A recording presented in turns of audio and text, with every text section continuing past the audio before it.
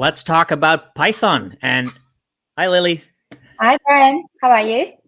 I am good. I am hyped, but that's because of the I think 5 cups of coffee, cans of energy drink. I need to stay focused. But How long have I you need been to. streaming for? Since 8 this morning, 8 UK time, up to Wow, going now, strong. and Okay. and I've got a few sessions afterwards. So it's for me, it's an 8 hour stretch. But before that, Steve did it for the APJ area, so I had to Amazing. relieve him. And but I'm feeling good, and I'm having a lot of great guests and great experts on board, and so I'm very excited that you wanted to join us as well, because you're one of those experts I'm looking forward to. Amazing. Well, thank you So for having me. yeah, absolutely. Let me do wait this. Ta-da! Fantastic. Let me know when I should get started. You can get started right away. If you have questions, or if I see questions, I will put them in the screen or ask you. What do you prefer, like asking the questions later or afterwards, or just want to? I think we can have a conversation. So if things come up, I think it'll be nice to. If things come up, then I will definitely do the first question from me to you. What is your favorite programming language? Oh, I feel like this is a trick question. No, it's not. I mean, hey, the only answer that a lot of people think is wrong is probably Java, because I like it. But I know you're doing a session about Python. I know you're very how do you say, passionate about TypeScript as well. So Yes, exactly. So I'd say at the moment, definitely JavaScript with TypeScript is my favorite. However, I've actually started my web development journey with Python, which is why I have some things to share today. I love it. So let's go for it. Great. So hi, everyone. If you didn't catch my name is Lily. I'm an engineering manager of technical services at Snyk. My previous role here included leading an engineering team that was responsible for adding new languages support, new languages remediation, fixed pull requests, and generally adding different ecosystems into the Snyk platform. When I was learning Python, I was generally starting to learn web development from scratch. And I've actually started off by learning Django, which is an opinionated web framework. At the time, I was volunteering with an organization called Women Hack for Nonprofits. And they pair volunteers with charities and nonprofits that need help with their web app. And the volunteers themselves are still learning to code. So it was a win-win situation. We had a real project to work on.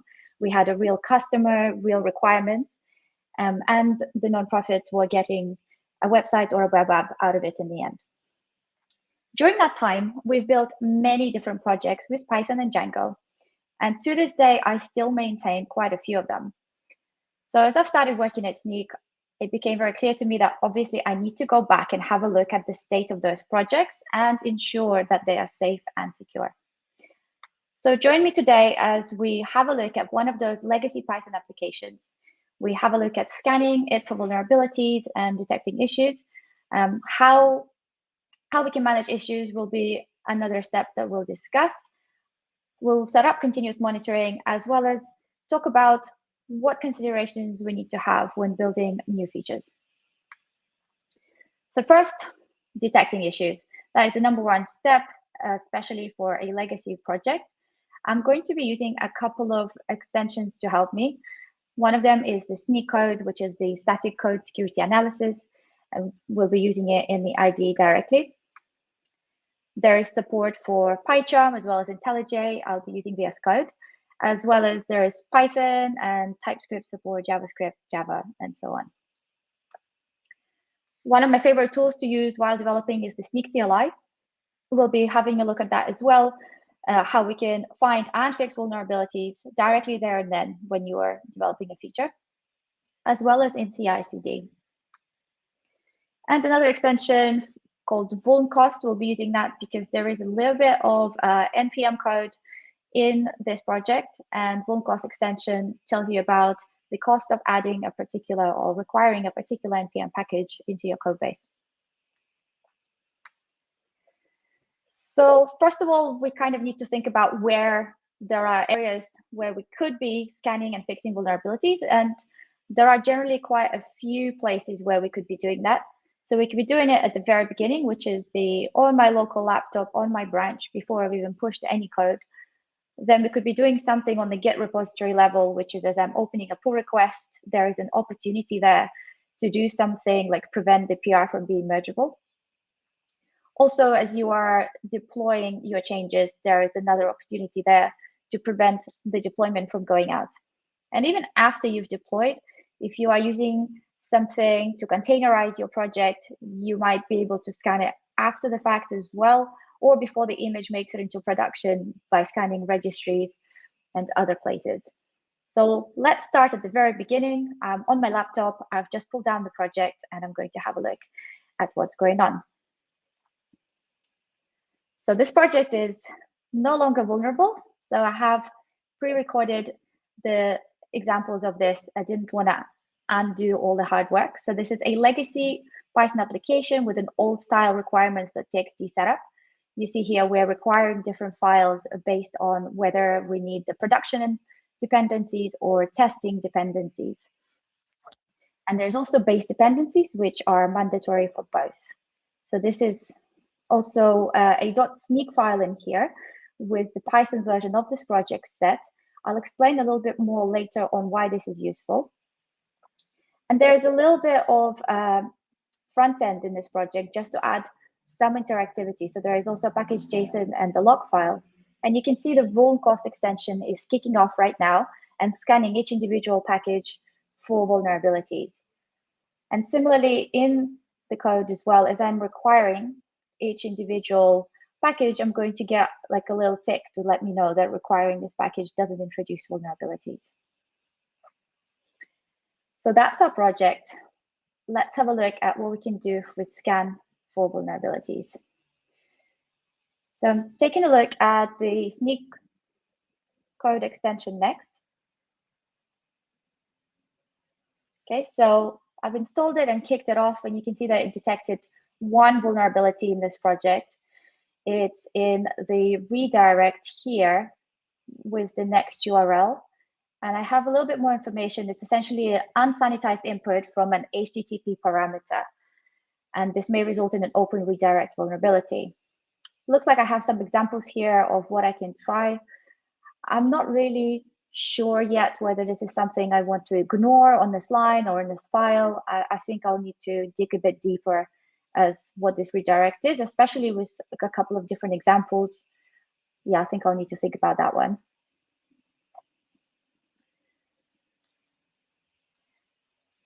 And lastly, we've got the CLI as well. So I'm going to kick off a CLI scan, and I'm going to run a Snyk test with the -- all projects parameter, because I have both an Npm project and a Python project here, and I've pointed it to my organization at Snyk that has my policy set up. So it's querying for vulnerabilities first, and I expect we'll find all the vulnerabilities we saw earlier and some more. So we can see that we've tested 2 projects, both contain vulnerabilities. The Python project in particular looks like most of them require an upgrade, a major upgrade of Django in order to remediate. And there's a little tip here to try Snyk fix. So let's keep that in mind when we're actually going through and fixing the issues and see what that can give us. There's also vulnerabilities in the Npm project. I can see that a couple of packages need an upgrade. There are some patchable issues, and there's also quite a few issues that neither have a patch or an upgrade. So we'll need to have a think about what to do with the ones that don't have anything for you to do right now to sort of remediate them. Okay, so we've scanned for issues, we had a look at the project, and now we need to come up with an action plan of what are we going to do about those. I see that we have a couple of options, really. We can be fixing issues. So the advice we've just received, we could be applying this there and then. We could be ignoring any issues that we believe are not applicable. So we'll chat about that in a second as well. And anything that seems quite complex, for example, the Django upgrade, is something that I'd probably put into the backlog and do it with the team. There will be QA involved, and we'll definitely have to validate everything is still working. We also saw a tip to try Snyk. So Snyk is a new CLI command to automatically apply fixes. It is currently in open beta. It currently supports Python only. So luckily for us, we are within a Python project here, so we can give this a go. So let's give it a shot and see what it can do automatically for us. So here I'm going to replace the test command with a fix command and all the same parameters otherwise.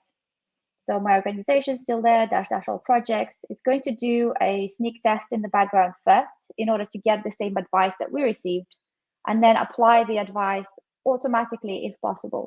So you can see Npm is not supported, so that was skipped. We can also see that it's upgraded Django for us, Unicorn, Django filter, and Django storages. So it's made the changes directly in our base.txt file. And so what will be left for us now to do is to actually update the Python environment, bring up the application, QA it, and then once happy and the tests are passing, then you can push it all the way through. So this is pretty nifty if you want to just, without reading anything, just kind of run it and let it do its thing.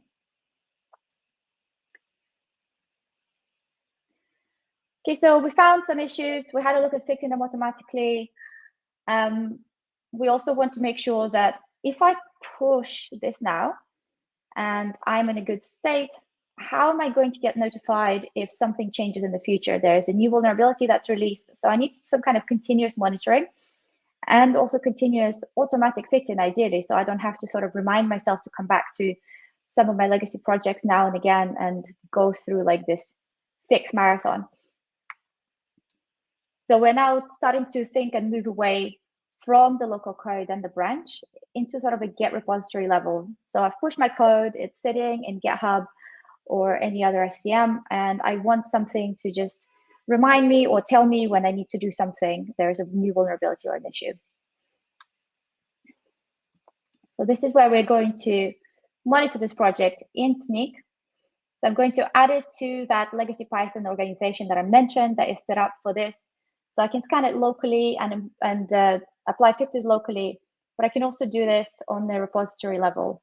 So I'm going to import my project, and I'm going to see what we discover on this end. And we should see all the same issues that were found on this with the CLI available for us here as well. So we can see we found the code analysis project, multiple TXT files. So we've got testing TXT because that one had its own requirements. And you can see the dependencies as well and all of the transitive dependencies that it brings in. So in this case, Faker itself has a vulnerability. However, this is a testing dependencies file, and it's only ever used for testing purposes. So if you have an old style Python project, you know that you kind of point to the different requirements at different stages of the life cycle. So in this case, I know these vulnerabilities are not production facing and are never going to make it into production. So I'm going to ignore all of them because they're not applicable in this particular case based on my current setup. So we can go back and see what else we have available. So we've ignored a bunch of those. We also have our base.txt, which is the production dependencies. And this is where we have the same issues available as we did. You can also open a fix PR. You can see that we need to upgrade Django. So the same information available here. And I also have sort of a one-click solution to just kick off the changes into my repository. So because Django is quite a big update, I'll need to read all the release notes. I'll need to make sure that any breaking changes are not applicable in this case. Testings, I'll have to follow the release notes as well to migrate, especially it's quite a big jump. There was quite a few versions in between. So I'm going to create a ticket into the backlog just so that we can get to this together as a team and I'm not rushing this and I'm doing it properly. So I'm just going to add a quick little note and open that Jira ticket. So now I know this is going to get addressed. I know I've ignored some issues that are not applicable. And I also have an opportunity to open the fix pull request here for any of the other issues that are small. We also have our code project as well as the package.json project. So we can have a look at the code analysis, the exact same issue we detected in the IDE. You can see it here. I have even more information available here for me, and examples as well. So I can also have a think about if this is something that I need to address, or if I'm going to use one of the examples directly as is or not. And lastly, we've got the Npm project. The same issues we saw in the CLI are going to pop up here. And I've got possibility here to fix all the issues in one go as well, or individually, or ignore any that are not applicable.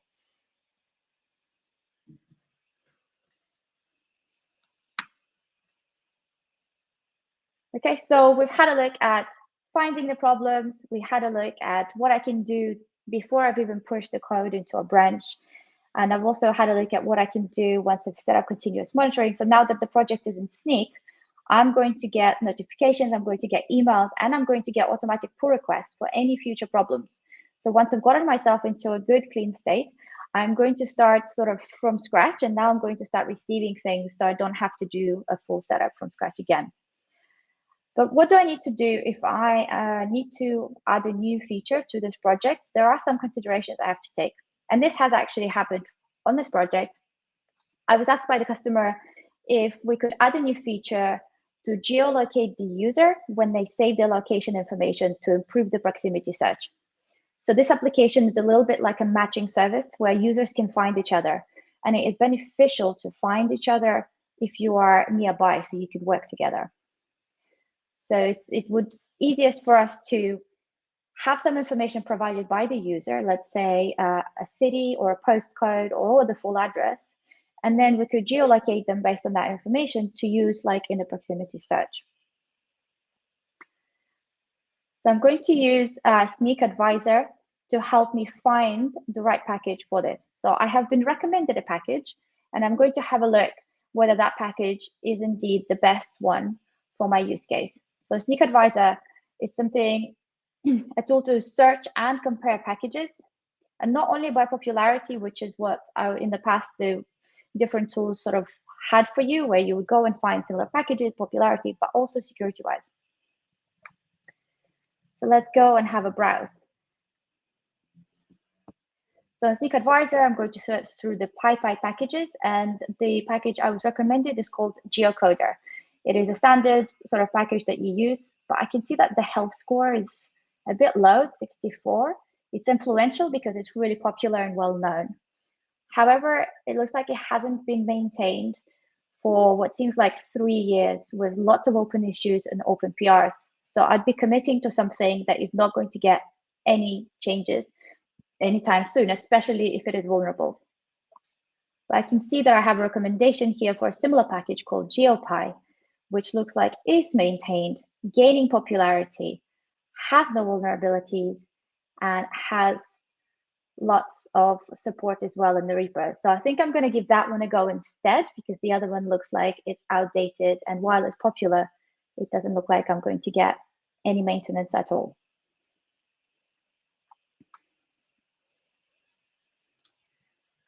So in summary, we're focused on just 2 of the areas where we could have possibly done some kind of gating. We had a look at what I could be doing as I'm developing a feature or as I'm reviewing a legacy application for the first time. So I could have a look on my laptop, I could be running the Snyk CLI, I could be automatically fixing the issues, then pushing them to the repository, and then plug in continuous monitoring with Snyk so I can start receiving notifications, emails, and automatic pull requests. And in the future, all I'll need to do now is watch out for those pull requests, merge them, and that should be it.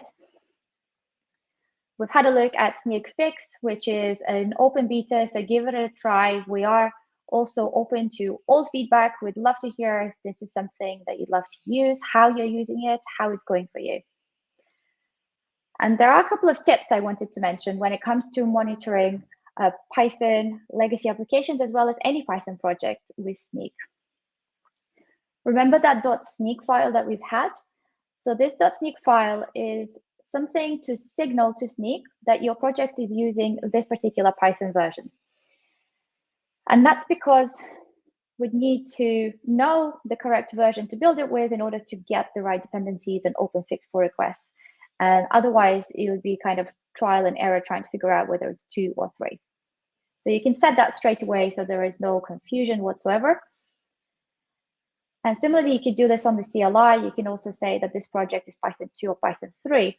And this is particularly useful if you have a library that works both with 2 and 3. So you can scan that project against both Python 2 and Python 3, as there will be differences depending on what gets installed in that environment.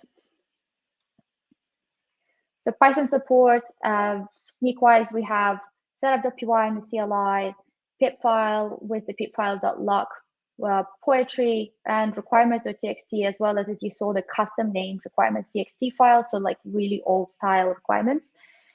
On the web UI, it's PyProject Toml, poetry, and requirements projects as well. And that's it. Thank you very much. Any questions, please fire away. Thank you, Lily. One of my big questions is you started off with Python as a developer. I'm doing the other way around. I'm starting with I started with other languages and trying to learn Python now. What do you feel is Python for you? Was it one of the easiest things to learn, or do you prefer, like, in hindsight, do you would have chosen another path? No, I don't think so. I think Python was really great for a beginner. There was no confusion over kind of asynchronous handling. There was, it's really simple. It's easy to read. It was easy to follow. So I don't think I would have changed it at all. With JavaScript, I think it's really easy to, you can write whatever you want. There's a lot of freedom, but that also means that there's a lot of freedom to write code that's difficult to follow.